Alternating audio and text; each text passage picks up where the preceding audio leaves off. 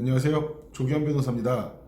오늘은 어린이집 행정처분 절차에 따른 대응이라는 제목으로 동영상을 한번 촬영해 보겠습니다. 어린이집에 행정처분이 내려지는 이유는 특정한 사실관계를 원인으로 해서 내려집니다. 예를 들어서 어린이집에서 아동학대 사건이 발생했다든지 혹은 보조금을 부정수급한 정황이 있다든지 이런 사실관계를 이유로 다양한 행정처분이 내려질 수 있는 거죠. 어린이집에 대해서 내려지는 행정처분이라 함은 강하게는 어린이집 폐쇄처분부터 원장 자격 상실, 원장 자격 취소 혹은 어린이집 운영 정지 처분, 과징금 처분 등이 있을 수 있습니다. 그런데 여기서 주의해야 될 것은 어린이집 행정처분을 규정하고 있는 영유아보육법이나 아동복지법 등에서는 대부분의 경우 행정처분의 원인이 되는 사실관계는 곧 형사처벌의 원인이 되는 사실관계로 규정되어 있다라는 것입니다. 이게 무슨 말이냐? 흔히 발생하는 아동학대 사건을 하나로 예를 들어보겠습니다. 예를 들어서 어린이집에서 원장이 보육교사에 대해서 아동학대 관련한 지휘감독을 소홀히 한 결과 보육교사가 아이를 학대하는 그런 사건이 있었다고 가정을 해봅시다. 보육교사는 아이를 학대하였기 때문에 당연히 아이 학대에 대한 형사처벌을 받을 것이고, 특히 원장도 지휘감독을 소홀히 했기 때문에 지휘감독 소홀을 이유로 해가지고 형사처벌을 받게 될 것입니다. 그런데 아동학대 사건이 발생할 정도로 지휘감독을 소홀히 한 원장이 있는 어린이집은 그 자체로 행정처분의 대상이 되기 때문에 원장에 대한 형사처벌과는 별도로 행정처분도 내려진다라는 것입니다. 형사처벌이라는 것은 우리가 흔히 생각하는 범죄에 따른 대가로서 그 처벌은 벌금이라든지 징역형이라든지 혹은 벌금이나 징역형의 집행유예 등이 있는데, 이 절차는 경찰 수사, 검찰 수사, 법원 형사재판을 통해 가지고 이루어지게 되고 최종적으로 법원의 유죄 판결에 따라서 형사처벌이 내려지는 것입니다. 그런데 행정처분은 경찰, 검찰 수사라든지 법원의 형사재판을 통해서 내려지는 것이 아니라 특정한 사실관계를 이유로 어린이집을 관할하는 행정청, 주로 시장이나 구청장이 되겠죠. 행정청에서 그 사실관계를 이유로 불이익을 내리는 것이 행정처분이라는 것입니다. 양자가 좀 혼용되어 있는 것 같죠?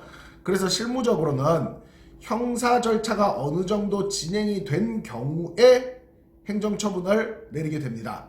행정청에서는 형사 절차 진행 중에 어느 정도 확정된 사실관계를 바탕으로 해서 행정처분을 내린다는 의미입니다.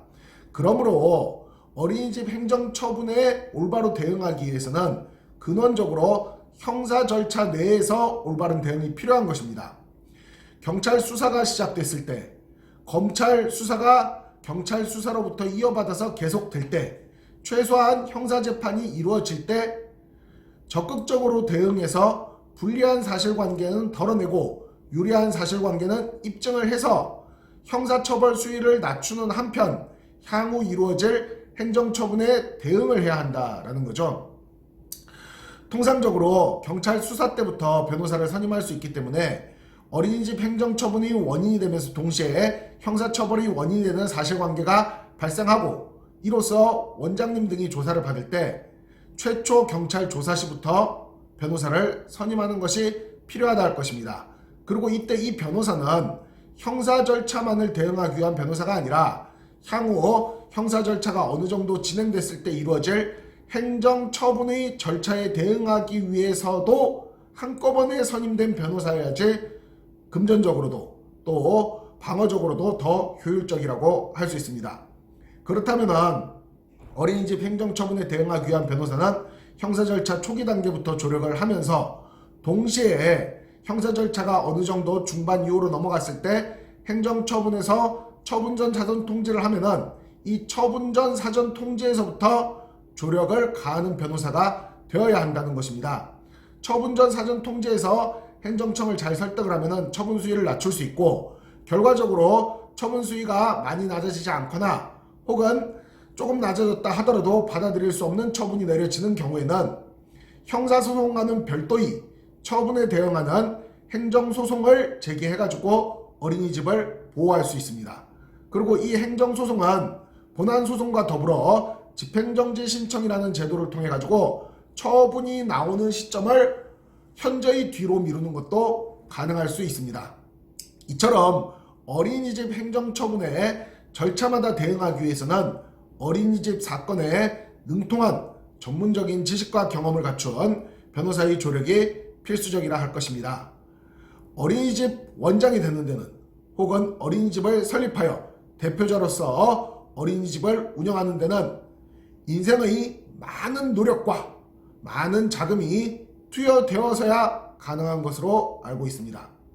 그런데 하나의 사건 사고로 인해 가지고 일생을 거쳐 이루어온 어린이집의 원장으로서의 자격, 지위, 활동, 대표자로서 내가 심혈을 기울여 갖춘 어린이집이 그대로 문 닫는 것을 지켜보고만 있을 수 없다면 지금 어린이집 사건을 전문적으로 처리해 드릴 수 있는 법무법인 대한중앙 대표 변호사 조기혁인에게 전화를 주십시오. 제가 원장님과 대표자님의 어린이집을 지켜드릴 것입니다.